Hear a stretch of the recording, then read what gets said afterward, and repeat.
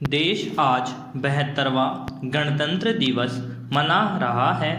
दिल्ली के राजपथ पर हर बार की तरह शौर्य और पराक्रम का प्रदर्शन होगा।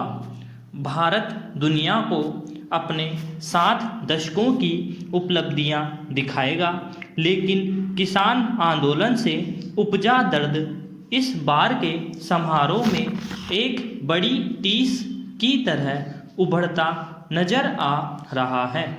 पिछले साल समारोह में शाहीन बाग आंदोलन का साया था। गणतंत्र दिवस समारोह से पहले दिल्ली को हिंसा के दौर से भी गुजरना पड़ा था। इस बार भी किसानों की ट्रैक्टर रैली होनी है। उम्मीद है कि सब कुछ शालीनता के साथ होगा।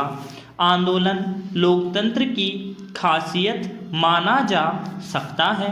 सरकार के फैसलों के खिलाफ आवाज़ उठाना प्रत्येक नागरिक और संगठन का अधिकार है, लेकिन इस विरोध की एक लक्ष्मण रेखा भी होती है जिसका सम्मान करना हम सबकी जिम्मेदारी है। पैरा इस बात से इनकार नहीं किया जा सकता कि बीते 7 दशकों में देश निरंतर प्रगति के पथ पर अग्रसर है। आर्थिक क्षेत्र हो, सैन्य हो अथवा विज्ञान और तकनीक का मामला, हम दुनिया की अग्रिम पंक्ति में अपना स्थान बनाने में कामयाब रहे हैं। लेकिन ये भी हकीकत है कि पिछले कुछ सालों में विचारधारा की टकराहट भी बढ़ी है। राजनीतिक दलों में सर्वसम्मति का अभाव होता जा रहा है।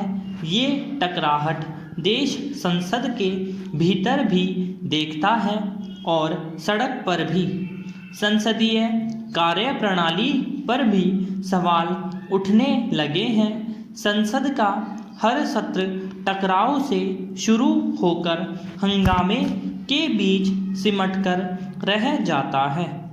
महत्वपूर्ण मुद्दों पर विचार विमर्श की परंपरा क्षीण होती जा रही है। एक दूसरे पर व्यक्तिगत प्रहारों का सिलसिला लगातार बढ़ रहा है।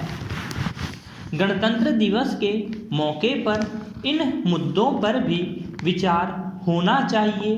पक्ष विपक्ष को आत्मचिंतन करना चाहिए कि चूक आखिर कहाँ हो रही है। आमजन से जुड़े मुद्दों पर संसद में ठीक ढंग से बहस क्यों नहीं हो रही।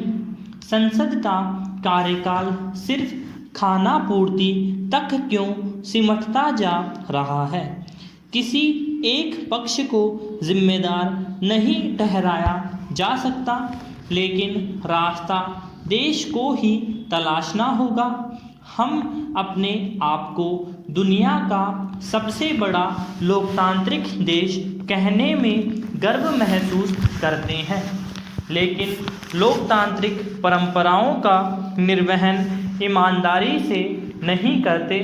राज्यपाल और मुख्यमंत्री के बीच टकराव अथवा विधानसभा अध्यक्षों की कार्यशैली पर उठने वाले सवालों का जवाब तलाशने के लिए कोई पहल होती नहीं दिख रही।